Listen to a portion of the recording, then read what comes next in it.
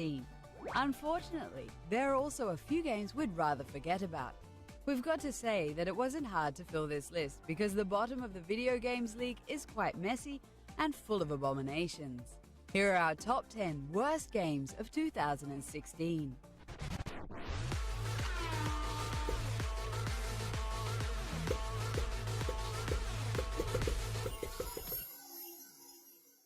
Check this out. Mighty Number 9 should have been the Mega Man game we didn't get the last couple of years. The project was helmed by Inafune, who was one of the creators of the Mega Man series. Mighty Number 9 was funded by fans through a Kickstarter project. Although the development of the game was quite a bumpy ride, gamers were expecting a happy end. Unfortunately, the game was met with some very negative criticism and couldn't live up to the hype. The graphics looked terrible, and some of the versions suffered from heavy technical issues. The game was full of poorly executed ideas. Up until now, the handheld versions of the game haven't even been released yet. But it may be better to leave it that way. Step out of it! Now!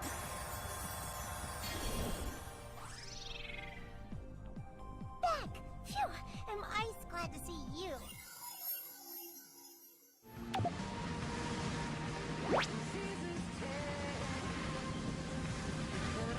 The amount of snowboarding games being released has been quite low the last few years. With Ubisoft's Steep coming out this year, publisher Maxim Games must have thought this was the perfect opportunity to grab some quick cash. At least, that's the only thing that comes to mind while playing Mark McMorris's Infinite Air. The game is graphically unimpressive and is not much more than a full-priced mobile game ported to consoles. Infinite Air's controls are very stiff, and there's just no fun to be had with this game. And who the hell is Mark McMorris anyway? Maybe it's time for EA to breathe some new life into the genre because this effort is quite an embarrassment. Did that break? Did I hear a break? Dudes, check it out! It's the foot! Platinum Games is known for making awesome action games, but once in a while they tend to deliver a genuine turd. We all remember the horrible Legend of Korra game, and their latest Transformers one wasn't that great. However, this game is probably the worst of the bunch. Almost every gamer was looking forward to a new proper Turtles game. Online friends though. At least you won't suffer for long, because the game's only 4 hours long. We guess you really must love the heroes in a half shell if you buy this piece of junk. 'Cause Bebop's the best there is! There's no Iron Team and all the rest of that bullshit. Go check it out. Homefront Revolution had a rough development ride. The game was victim of THQ's bankruptcy and got picked up by Deep Silver, resulting in the fact that 3 different studios worked on it over the years. Quite a bumpy ride, eh? It would have been a miracle if this game actually turned out to be any good, but of course it didn't. The concept might have been interesting, but the story that unfolds is kind of boring. Homefront is full of repetitive missions, and we encountered a lot of bugs in our limited time with the game.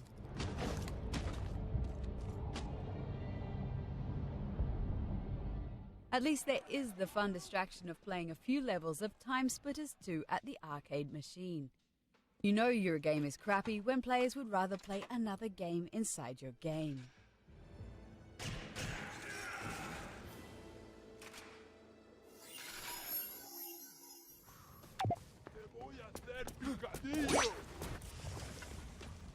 Did you know this utterly terrible game called Umbrella Corps is actually part of the Resident Evil series? Well, you probably did, but it's time to forget all that because this game is just an insult to the whole franchise.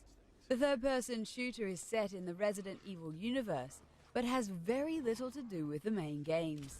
It reminds us of Operation Raccoon City, a terrible Resident Evil spin-off released a few years ago.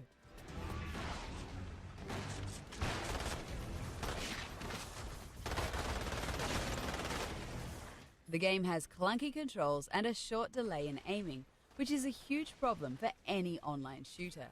It's crazy that the famous Japanese magazine Famitsu even gave this game a rating of 36 out of 40 points.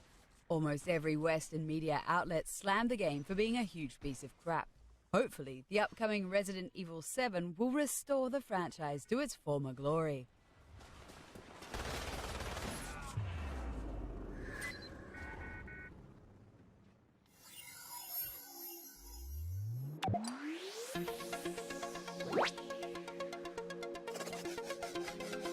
"2016 was the year the PlayStation VR got released, and it's the first opportunity for consumers to experience proper VR console games in their living room. Harmonix, masters of the music game genre, also tried to play along with the VR hype. Of course, most of the release titles were modest at best, but Harmonix Music VR takes the biscuit when it comes to being the worst VR experience at launch.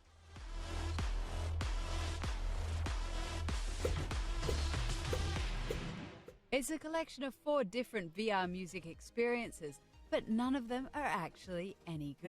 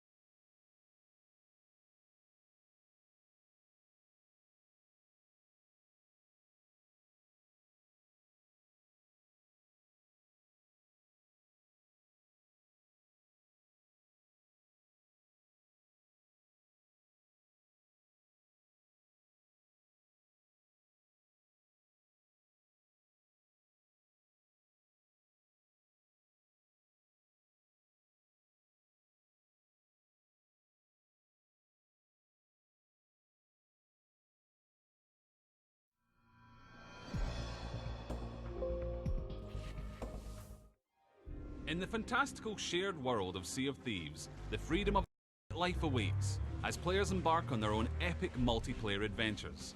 Our catchily titled Update 0.1 signals the start of the Sea of Thieves technical alpha phase, and with it, some lucky players from our Insider program will get to experience the thrill of the hunt as they sail the seas in search of hidden gold.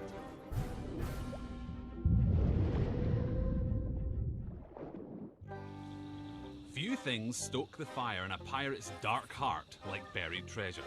In Update 0.1, there could be riches hidden beneath the sands of any island out there on the open sea. But all great adventures begin with a promise. And that's where our maps come in.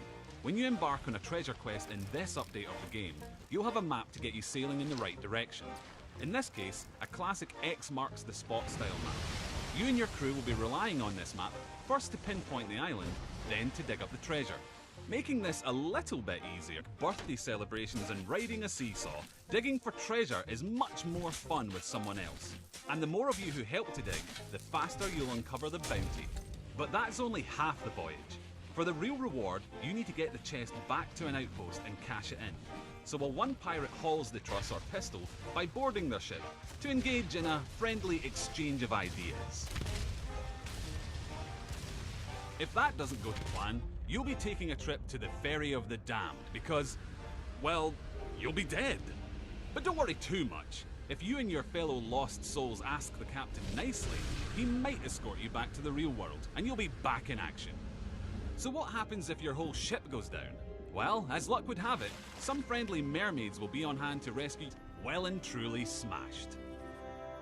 This is just a first glimpse of what's to come in Sea of Thieves, and we look forward to showing you more as we set sail through our technical alpha phase and beyond.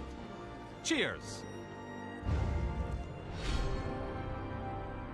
I want to playtest it for the amount of time it takes to walk from one place to another place, or what views you can get from certain angles. Thieves Haven is a good example of how that. But obviously, once we've got the size, roughly how we want it, we can then start from distance. You want it to look cool near a sunset. Yeah, where the silhouette plays up on the horizon. Exactly. Ship battling and the other fun stuff we can do in Sea of Thieves. We want to make the islands as memorable. Exactly.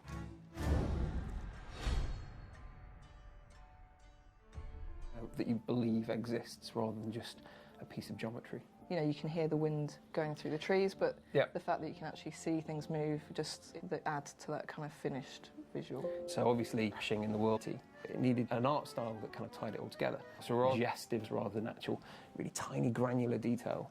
And by doing that, we just kind of like pulled a lot of that small detail out with all this kind of interest, and it just didn't get bogged down or heavy. We spend a lot of time looking at actions. Yeah. So you can see that ship on the horizon, and it's got that really nice kind of form. And we're doing a lot of things with the distance as one-tone colour. And that carried through a lot of things where we're kind of refining our shapes or removing that detail in all of those areas. So pushed, because you want all the different characters, shapes and sizes to have a different feel to them, to be unique in themselves. Yes, so within our world it was very important. All of these elements that we bring together and they create this experience. And when it all does come together, it's all about making this kind of... There's this big ship with several decks, and you want this to sound different depending on what happens outside. The water is more creaky, the boat is. Yeah, it's nice. Almost make this ship feel like it's alive. It's like another character in the game. Just being in the brick deck, and you can hear the ship creaking and the water lapping. I think when the cannonball hits the hull and the water coming in. For example, if you lower the capstan or the sound of the sails flapping, you want to be enveloped by all of this. We use reality to the audio. We actually got the ship system and the water system, so where those two come together and they meet. Down, you are still gently rocking, so we've got sort of a few creaks that play in those sort of conditions. Let's come down and the capstan raises. You have bow wash emitters that can spray the bow, and then you've got a general wash of just water displacement. We've also got kind of a wake sound as well. And obviously the crow's nest all the way down to the depths of the ship. You kind of get an audio journey. Putting all those together. Sailing, or they're fighting, or they're drinking, or they're camaraderie in a crew. We want to kind of give players all the rival density. It's almost like rival crews on the ship. That's what adventure is in this game. It's just island hopping, or just kind of sailing wherever you want, kind of either following a map or not following a map, or just kind of doing what you like. It's this sails on the horizon. It's another player or another group of players, and you don't know what they want. I mean, if players want to go adventuring in that world on their own, that's definitely a kind of a possibility for those. Nobody. Sometimes you might see another ship. Sometimes you might come across two or more ships in at one time. I think focused on creating compelling cooperative mechanics that could bond players together in an intuitive and immersive way, working together, dynamic force within the world that players can take advantage of by raising and lowering their sails and angling them into the wind. Really immersive. So we consciously avoided things like crosshairs on screen because we wanted you to feel we've been adventuring on an island, we've seen another ship, we've all dashed back, we've got on the anchor together, we've worked together on the sails to angle them into the wind. Stars of the game. Yeah, we did research on what other people were doing. We looked at all the different players from yourself or from the rendering team, light behaves when it hits it. Yeah, so obviously we needed to make the water look good. We've got great looking sunsets where you see the reflections and all the sparkles on the water. Yeah, and